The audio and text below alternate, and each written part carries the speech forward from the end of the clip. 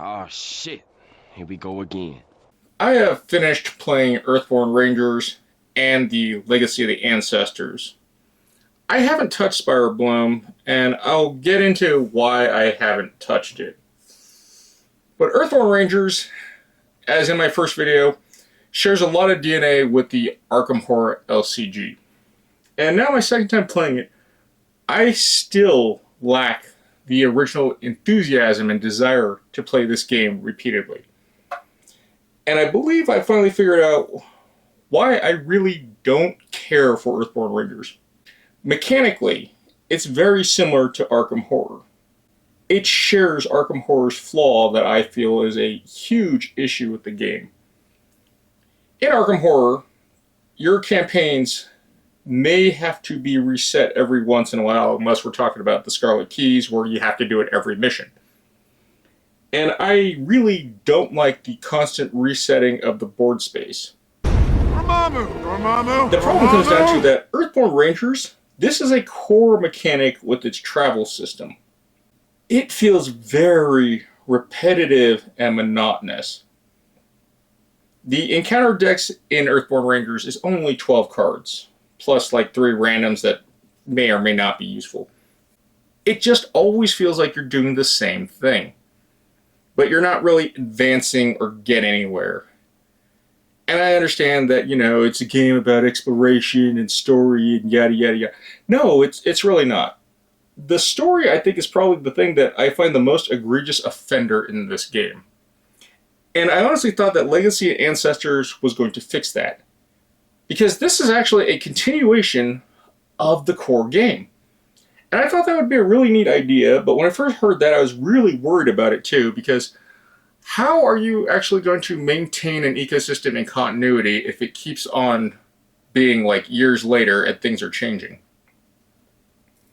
So with that, let's get into the Legacy of Ancestors. Legacy of Ancestors is the first expansion for Earthborne Rangers.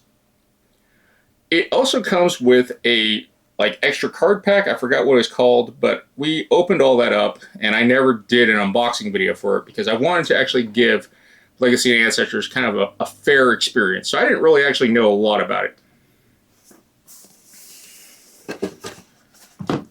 So we have our playthings. And this is pretty much what you get with the token sheet and this book. I don't know how I feel about these campaign books still. And I say that because they're fairly large. And a lot of the things in here are, if you triggered a keyword on your adventure through these notes, you're going to read extra stuff. Arkham Horror does this, and I'm not annoyed by Arkham Horror, but Arkham Horror also isn't 120 pages. This, because of the way it flows, you can be anywhere in the book. It's actually kind of hard to maintain, so you always have to look for the numbers, and you always have to make sure the point ones and all that, and then you have to make sure you've done everything in order to check it off. Sometimes, while we've played this game, we didn't fully write down stuff, and that's on us for bad note-taking. But in general, we really have no idea where we are half the time. The map.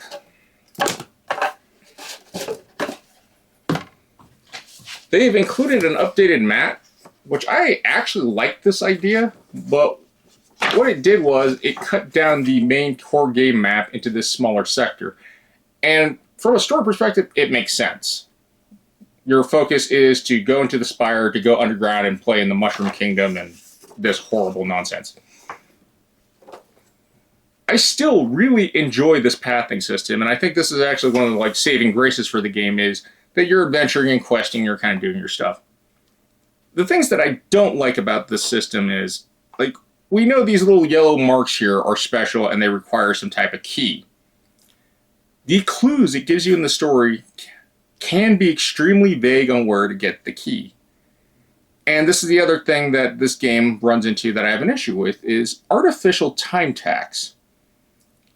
You're already extending an extremely slow crawl, and you're going to make me backtrack to come back when I couldn't unlock something, even though I knew I needed it. You don't give the clues, and this is from my play experience. Yours may differ, or someone else will disagree with me. But I had a problem with that. From the top world, it was fairly quick progression for us to get to Spire, because it's obviously right there, and we didn't actually do the Spire part to get in. So I was like, that's cool, there's other ways to get underground. I thought that was a really good idea, because that makes sense. It adds some path variety. The problem is that the game, this whole upper area, it kind of just forces you into doing this nonstop as a loop. And it became extremely frustrating and monotonous. And then when we actually started like trying to get farther into the story, and this was different than the first experience I had playing the original campaign. I don't think I rushed through the first campaign. We had 3 days to spare. We did 27 days out of 30. And like I said, the ending with that is like, well, what was the point? Nothing really mattered. I was hoping that in the inclusion of Maxine Newman, that it would improve the story format a little bit better, but no, it doesn't. Spoiler, we didn't do anything, and somehow nothing we did mattered. I don't understand how that works in a story, but okay. I did not feel very rewarded. I did not feel like I progressed. I felt like I wasted a lot of time playing this game. And I hate saying that because it was enjoyable until about the halfway point. Right when we got to the branching artery, sever artery, and terminal artery part, the game has an artificial jump in difficulty. And it was mainly because it was making us backtrack, and the events themselves were pulling progress off what we were trying to do to advance the game state. And I thought that was very odd. I know it's because that after you get down here, you're only stuck in this small area. And this was just a frustrating experience in the arcology. We never made it to the cage because we couldn't find the rest of the keys to progress past this arboretum of memory. That whole area just seemed very odd in design, and I did not like it. And it's mainly because you want me to go all the way back up here to find some MacGuffin that opens the door, and yet most of the time you're making me run up here. So you like forced a boss rush at the end of like, you gotta get there, you gotta get there. But then you took away everything that actually made it that you could go forward. Instead, it was the constant backtracking quests. And I don't care for that in game design. Time tax, I think, is one of the worst things that people try to put to extend the value of something or perceived value. And Earthborne Rangers, the game is very monotonous. The new cards and stuff we got were kind of neat, and the new scenarios were kind of neat. But for the most part, I still don't like it. This new idea of the biomeld and how they introduced stuff, and they added these, but you're still only suffering from a 12-card deck with 15 things added. And while you're constantly backtracking, you're always picking up your basically encounter deck and reshuffling it or resetting the same scenario over and over, and you're just rushing. So you're constantly running into the same things over and over and over.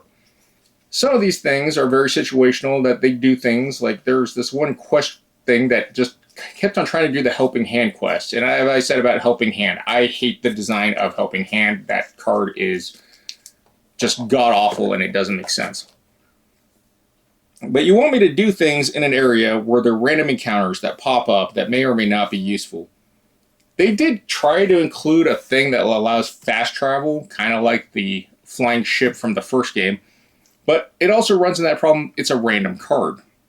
And I was actually fairly disappointed because it's being random. They did add 2 new classes, which I thought was kind of neat, but I don't really care for them. But as far as these new locations, and there's a lot of new locations, the sad thing is that they feel very repetitive. It feels like you're always doing the same thing. Now that being said, I can say that about Arkham Horror. Get clues, put them on things, do stuff. But Arkham Horror gives me a little bit more progress of like, I've just done this. I'm done. I don't need to go run to another spot and do the same thing over if I've completed this part of the mission. But not Earthborne Rangers. We built our decks a little bit better. We had more synergy with each other. And honestly, I thought that, we were doing pretty good the first part. And I was like, okay, I'm enjoying it. And the way the story starts, which I actually really liked how it did it, is because it's a progression. If you didn't finish the first campaign or you want to start a new campaign and not keep your history, because this wants you to keep your history from your old campaign, don't throw away that paperwork, kids. I was like, oh, that's neat. How are they going to do it? And the way it started was very, very well done. You are in a bar. You are listening to a bard, entertainer, whatever, tell the story of your adventure in the first quest. While reading through it, it's going to give you a branching choice of, hey, you want to keep your original stuff and correct and tell them the real story, or do you want to let them continue telling the story, which is going to give you the stuff? And I was like, that is a neat system. That is very clever, well written, and I felt like, okay, this is a huge improvement. So some of the rewards you unlocked from the first campaign can be instantly added to your deck, which might be why I liked it, because I think the base cards aren't that great. And a weird thing is, by the end of this campaign, 20 of my cards in my 30-card deck were upgraded cards. I tossed so many base cards, and it wasn't because of their abilities. It really came down to, I needed compasses and a double icon card so I could pass tests and get the hell out of here, because this game is so wasteful on my time. It's like, I want to do this to get out of here. The game's like, no, you're going to lose 2 progress or you're going to remove all progress. And I was like, the priority is to just get as much stuff on there and see if it triggers so we can move on to the next location and continue our quest. And that's why I did that upgrades path that way. A lot of the cards were really like, I don't really need this. And that feels really bad in this game. Because when you get upgraded cards, you want them because you want equipment and gear, because it makes you feel like you're progressing, getting better, doing story stuff. Here it was like, does it have 2 compasses? I'm taking it. I don't want it, but I'm going to toss this card to add +2 so I can put on extra progress so I can leave. And I was like, that's my whole gameplay loop of this game. I hated that feeling of like, I'm doing things just so I can discard them. Some of the mechanics they added, the illumination mechanic, I can't remember if it was in the first one, was the idea that you put power into things and it lights up the environment and there's keywords and triggers. And I don't mind that, but it definitely still felt like more time tax and micromanagement. The new classes, one actually talks to spirits, and major spoiler, if you don't take that class, you can't actually talk to spirits in this whole campaign. I feel like that was very poorly implemented, and that was a terrible idea. As far as our upgrades, we still have all these upgrades, and most of these come from they come from the expansion. And we have got 2 copies of it. Nothing in here really stood out as like, oh, it's really good. But there are some mandatory things like this door opener that you're going to need. It's a dumb quest. This rebreather. And it makes you do these fetch quests constantly to get the stuff over and over and find it. And I was just like, okay. And as you can see out of the stack, so we sleeved what we unlocked, and everything else is here. I did not feel like we ever had the free time to explore like we did in the first one. Due to how the nature of this scenario seems to ramp up and like you got to get down there, we couldn't do it. And honestly, some of the clues and looking at some of these, I realized that it wants us to go from the arcology all the way out, back up to the valley to unlock that stuff. And I was just, no, I'm not doing that. We need to be doing this. Why are you giving me side quests that I really don't have the time or ability to manage? And I thought, maybe we just didn't have optimized decks. But running into that scenario I said where it's like, no, we're going to get rid of your progress, so you're just kind of constantly rolling a ball uphill. I was like, nope, that's not it. And then, because of the way I built my deck, I could pitch enough icons for 2 of us to get out of the location on turn 1. The problem is now I've burnt my deck trying to get out of here to progress the story and do what I want to do. So the next part we went on to on the path, it was a long slog of trying to get past things. I still don't like this system of the 12 cards because the cards called obstacles block you from actually progressing the story. And you might get rid of that stuff, which we did. The problem is with the encounter deck being 12, it's going to come back fairly quick. And you're like, well, no, it should take like 6 turns between 2 people. And the caveat is there's a lot of stuff already on the table. So sometimes that obstacle you just cleared might go into the discard and it's the only card in the discard that comes back. And that's where I was like, that's insane. These cards should not come back. They are terrible, just time tax wasters. And that's really how I feel about Earthborne Rangers. I like the idea of the game. And as much as I complain that this book is huge, I like that this has multi-pathing. I like this map system. It shares a lot of the things I like about Arkham Horror, and it shares a lot of things I don't like about Arkham Horror. But included with that, it adds things that make Arkham Horror seem like, you know what, this isn't so bad because once I'm done here, I'm progressing.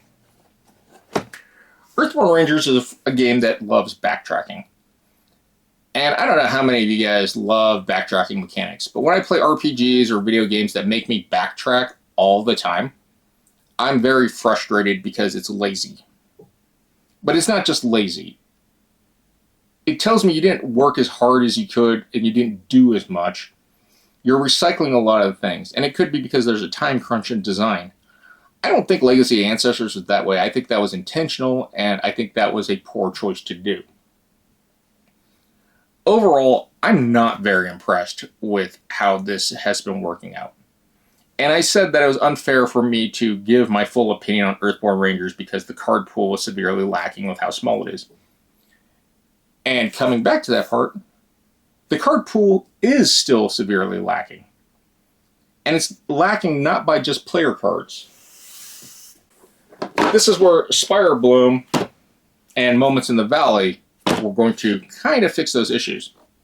I didn't incorporate Spire Bloom or Moments in the Valley while we're playing the campaign. We could have, but I just said why we're basically in the arcology. We're never going to be doing Valley stuff again because we don't have the time. And Moments of the Valley is the same way. But these are 2 products that probably should have been incorporated way earlier than working on a second campaign. We have more of these books to do, and a new map.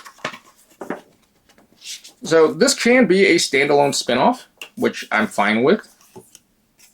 More dividers. And that. And then an empty box. This is a very large box for basically like 60 cards. What this does, it adds more encounter mission cards to the main scenario, or you can play it as this little side thing. And I was like, okay, so this is basically doing what Eldritch Horror did. And Eldritch Horror added an expansion pack to basically expand your normal scenario cards for the location, because originally I think it was like 6 cards and they turned it to 18.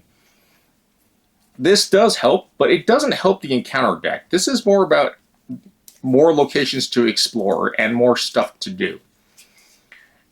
And so far, I hate almost every NPC in this game. I don't like these NPCs. They're extremely poorly written. They're very two-dimensional. And nothing in the story or the game makes me go like, oh, I like these characters. I actually care about them. I want to help them. Most of the time, I want to get rid of them. And when I say that, I mean I want them dead. They are awful. One of the scenarios from Legacy Ancestors did make no sense to me, and this will be spoiler territory. We saved Harlan and Izzy, but for some reason, Harlan refused to actually be cleared until we found Izzy. But we found Izzy, but then we had to clear him by doing progress on him.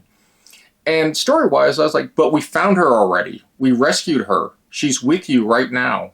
And it's like, okay, maybe it's hysteria when you gotta slap him a bunch of times, like in the old movies, and be like, hey, look, your daughter's right here. But no, for some reason, he believed she was an imposter. Or I don't know, what do you call those things? Shiftlings? And I was like, that doesn't make any sense. Why is it wasting so much time? Cal Ivor, I think that's the guy. Yeah, that guy's just god-awful. I hate him. If I could murder NPCs in this game, I would. He is just an insufferable douche. And he's just tagging along, being obnoxious, not doing anything. So that's the reason I didn't incorporate this. And really, just looking through the stuff, I don't need more locations. Which is like, okay, you added 3 more things to Spire. Now I gotta manage multiple maps. I don't think this was, like, a great idea. What it really should have done was focus more on adding onto the path cards, which is, I think, the biggest issue in this game, because having such a small, repetitive card pool. So this is kind of like backwards from Eldritch Horror. Moments in the Valley, they packaged in this really weird, environmentally friendly way. I guess it works out. I don't know if I like this format. Look, more dividers. Yay. Your rule cards. And now it just gives you these random encounters to add. That's kind of it. Joy? I didn't see a reason to add this. So my overall opinion of Earthborne Rangers is, what is this game trying to do and where it's going? I think this is a good start, but they missed out on some more important features, like actually trying to add diversity to the path instead of city locations, because you're going to see the same stuff like maybe 4 times. And that might just because we're bad, but like I said, many of the times my deck was built was pass the test, let's move on to the next arc so we can actually progress the story and do stuff. I don't really think we were playing that bad. As far as our characters, not that bad. I think we are actually doing fairly well, and we were until we got to the halfway point. Adding stuff like this. Yeah, I need more random encounters that give me quests. Okay, that's nice. As you can see, there's not really a lot of rewards here. I don't really care for any of this. Instead, you just added, like, hey, here's some extra stuff to do. Okay. I don't really care. I don't feel rewarded when I play Earthborne Rangers. I don't feel like I'm getting anywhere in this game that makes me care. I don't feel like my character is getting better. Our choices never really mattered in this game. And I don't really understand that. There's 2 other games I'm playing that have like a story narrative, and I think they're done a lot better than Earthborne Rangers. One is Vantage, which is by Stonemaier, and we all know how I feel about that, but I don't hate Vantage, but I also don't think it's a board game. The other one is a Cthulhu game called Dreamscape. That actually has a really good story system, and I'm still trying to finish a scenario and win that before I even talk about it, really. But Earthborne Rangers is still lacking that, and I think it's a mechanical problem for me. And honestly, it's because I'm tired of people comparing it to Arkham Horror. It shares some DNA with it, especially the heritage and parenting of, Maxine Newman and Dan Navarre. But it's not Arkham Horror. In Arkham Horror, your choices do matter. They do change it to where it's like, we're going to go down this path now and do that. And Arkham Horror doesn't really do backtracking. It doesn't make you replay scenarios. You either fail or you just fail through, which I'm fine with. You just get punishments. But you're always advancing the story. Earthborne Rangers, I never feel like I'm advancing the story. It's just like you threw more stuff at me. Oh, I gotta go do mandatory stuff. Oh, conveniently, it's like 3 locations away. Our princess, though, is in another castle. We might be able to get there in a day. But most of the time, no. We'd get like 2 locations and then fatigue out or just like rest. And that's my problem with the game. I think we spend more time constantly resetting an area that we went to than actually playing the game. We spend more time trying to manage things in the book and the story than we do trying to improve, build, upgrade our deck, or do things. The enemy variety that it adds is it's pretty much the same stuff, just with extra steps, and it doesn't feel good. In Arkham, some of the enemies, we change from fight to you have to do certain tests, you have to get certain things, you have to do stuff that actually affect them in a meaningful way instead of like, hey, I gotta do this. But here it's always like, talk to the animals, talk to the humanoids, and then for some reason when it comes to terrain, even though the terrain is like a plant, for some reason we can't destroy it unless we have plant destroying spells. Which gets me to the annoying part because I had a knife, and for some reason it was like, hey, you can't cut through these vines. Funny because they make no sense. And it's just frustrating. I was running a very heavy tech build where I was constantly getting gear, but I was searching through the gear test, mainly just to get the double icons to toss them to pass tests.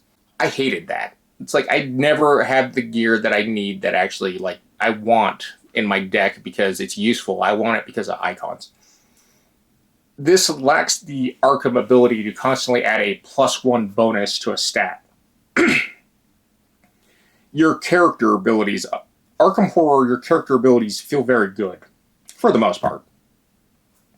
Here your abilities are like, oh, I can look at the top card of the encounter deck. Well, that just goes to the bottom. Oh, it's just going to come up eventually. Great. And I'm just like, I don't really feel like my characters do anything I care about. My abilities are very plain boring. I've talked to other people that really like Earthborne Rangers, but they seem to be in the realm of we don't like scary, horrible things. And I'm like, Arkham Horror is not scary. Arkham Horror is difficult. There's a lot of stuff to manage in time here. And I think Earthborne Rangers did a good job of removing all that stuff because it is a very simple game. But I think it's too dumbed down for me. I never feel like I'm enjoying myself in the game except for the half of Moments in the Valley, or not Moments, the Spire Bloom. The first campaign, it just felt like I hate this. And as I was discussing it with Jason, he was like, I agree, I'm being unfair. I'll wait till the expansion comes out. Now, Jason, he loves this game, and he's been trying to push this on me, and I'm still willing to try it once the other expansion comes out because I want to see what they're really working on, especially since Maxine Newman has now joined the team. So I'm still willing to give the third story expansion the cards, see what they do add. The card design is nothing new. A lot of it's redundant stuff that's been copied and taken from other games besides Arkham Horror. They stole some stuff from Magic, so yeah, go figure. And it's just kind of boring. Mechanically, it's just a very boring game for me. It's tedious and boring. And it doesn't fulfill me with joy, as Marie Kondo would say. But I am ready to give an actual review for Earthborne Rangers as a whole. It's a 5 out of 10. It's very plain average. It's a friggin' hamburger. I don't care about it. It's not great. I'll do it if I have nothing better to do, but it's not something I would look forward to doing.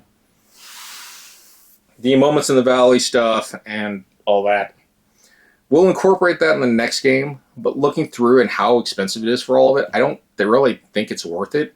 I don't think it adds what it's missing. And what it's really missing is it needs to change its story to where it's meaningful. One day you'll have to face the consequences of your actions. And its progression of hey, you're actually doing stuff. But the biggest problem with that is it is a design mechanic critical to the game that you have to do this traversing pathing system, going point A to point B. Oh, there's 15 things in the way, so you're going to have to constantly do that stuff till you get there. I don't know how they're going to fix it where I find it enjoyable. And again, I said the biggest problem is it's constantly resetting, but it's so repetitive because it's the same stuff. Things that they can do the Eldritch Horror thing, which they kind of did with Moments in the Valley, and, add more stuff. But add more stuff to the actual terrains. I'm tired of looking at Nutria or Luminol or whatever hell is there. I'm tired of fighting the same stuff, running the same encounters, because it's such a small deck. In the card game, you usually mixed multiple encounter sets, and because they were modular, you could combine them. A way to break up the monotony is, let's say, like the detritus mission where it took like 3 terrains and put them together, and now you have a 36 card deck, so you weren't always going to get the same stuff. It felt a little bit better, but because I've played through that stuff so much before I got there, I don't care. Didn't I kill you already? Adding like different encounter cards that are like modular in a set to change up some stuff, that would have been really good. But they didn't go that route. And that's kind of why I'm just like, I don't care. It's boring. Certain obstacles, how many times am I going to run into this like broken machine? It's the same friggin' machine. Or other obstacles like a dark hallway. Okay, I get it. We're underground. There's a lot of dark hallways. We completed it once. All that does is make it easier to complete again. It's still there. It doesn't change any story stuff. It doesn't branch. It's the same boring crap. And I'm just like... Stop it. Get some help. As far as all of Earthborne Rangers combined as a like whole system, I'm going to put it at like a 4. Honestly, some parts really want me to put it at a 3, and I hate doing that because it has so much in it that could be done to make the game better for me. But a 3 because it really is just boring. Saying how much I said Spire Bloom improved the main campaign, it improved in some parts, but it's still the same system. I just found that it was more enjoyable because I actually had cards that let me do things that I wanted to do. And that's because they were the reward cards. The reward cards are very strong. I really think that they need to create better base cards, and the problem with that is that power aspect of, well, these become automatic auto-includes.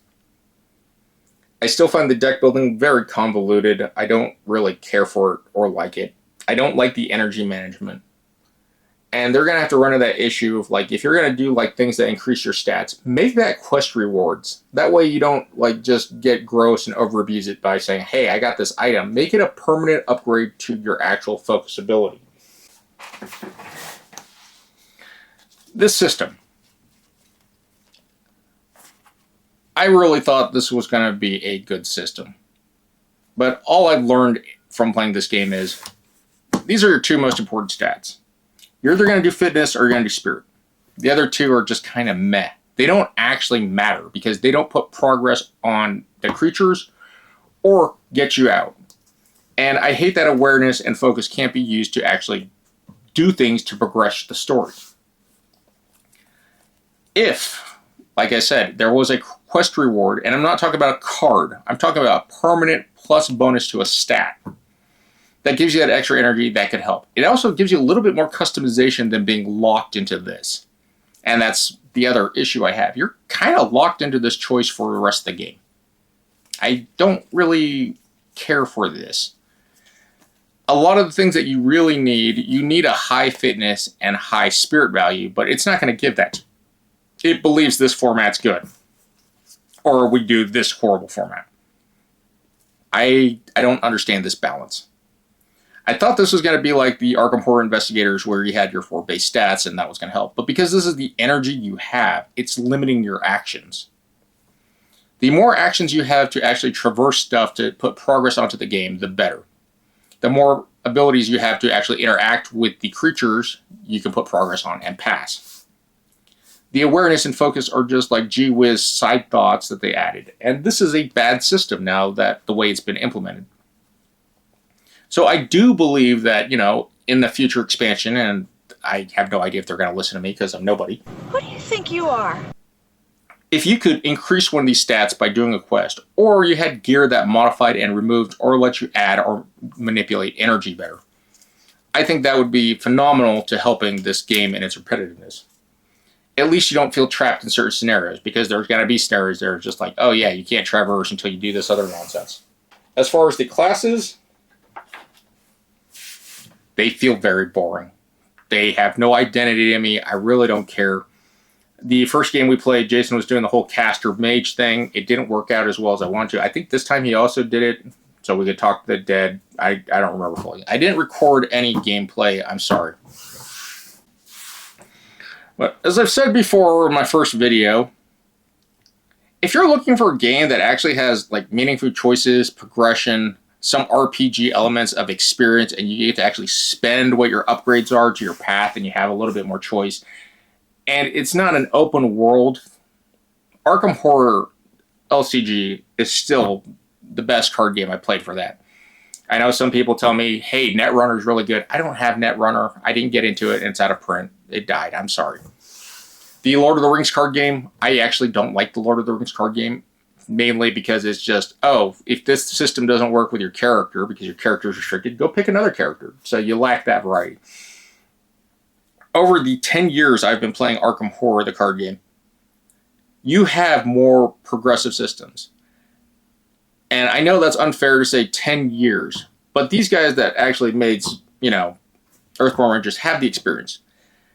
But that's not the thing that really gets me. When I first played the core box, Night of the Zealot, the original terrible one that only gave you like one copy of the card, as soon as we completed that 3-part campaign, I wanted to play it again. And that's something I've noticed when I decide when a game is good. If I want to play a game again, immediately after I played, win or lose, it tells me that there's something there that I really enjoy until I figure the puzzle out. And not to brag, but every blind playthrough that we've played, I think we've only lost the Forgotten Age blind and Carcosa. We still haven't beat Carcosa because Haster is Haster. But everything from Dunwich, we did a blind playthrough, we passed. Circle, passed. Friggin' the Dream one, we passed. Innsmouth, we passed. The Edge of Earth, we passed.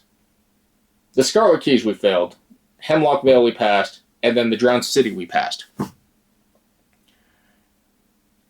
And I was like, okay, if I can do a blind playthrough of a game that I understand fairly well because it's giving me the right resources and it's not just luck-based crap, I feel like that's a really good game.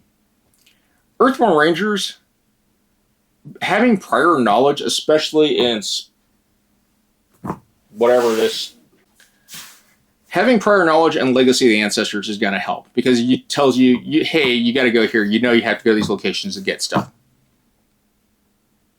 I think they could have been better with the clues on how to progress the story. I also think that it sucks that you wrote something basically as in, hey, we showed up down here in the basement. Oh, there's a locked door. Okay, we gotta go find that guy again because now we know he has the key to go unlock the door. And I'm just like, why didn't he just show up and tell us that the first time we were already at his location? That's dumb. I don't like that. I hate that idea completely. If you're gonna put a timer and you're gonna make a sense of urgency for it, make it actually like doable. If you're going to have this giant open world system and give us quests, don't just tell us to go there. There might be important stuff along the way to the location. It just sucks to say, hey, this is like 2 locations away versus like, hey, this is right here, just do it, or here's a quest thing. Do this quest to unlock this, to go down there to do that. Don't tell me to go to point C, but then I got to go back to point B or A. Tell me to go from point A to point B. And what I need to actually do is at point B. Don't tell me there's like an A-B middle thing I was supposed to do, and you never gave me clues for it. So yeah, I can't recommend Earthborne Rangers. I don't like the game. I believe that it's seriously flawed in the mechanics of the traversing because of how bad the encounter system is. Having 12 cards and a lot of that stuff can be out and play and not do anything to you. Funny side note, we actually had the ability to take some of those cards out of the encounter deck and put them under our equipment that removed them. So that brings up to the fact that I was saying like, hey, this dumb, stupid mechanical obstacle that keeps on falling in front of us, I got to constantly clear. And it impedes our progress to getting out of here because it's the only card left in the encounter deck. And you're like, well, how is that possible? Trust me, it is. We've done it. When we were playing, I was really good at traversing. Jason was really good at manipulating and talking to the animals and clearing that. So we did the 2 main things the game really wanted us to do, and we were really good at it. Except I don't have enough actions. And that action problem is what I'm saying is also an issue. So that has been my review for Earthborne Rangers. I don't think it's a good game. But I leave that up to you guys. The other thing I forgot to mention is it's an expensive game for what it is. It's very expensive. I think the core goes for like $100, and like each expansion is like $60. And just like the Arkham format, you gotta buy the campaign, and then you gotta buy basically the investigator pack. I don't think that's, yeah. I don't like that with Arkham, but I definitely don't like it with Earthborne Rangers. Other than that, thank you guys for watching. Take care of yourselves, and GG's.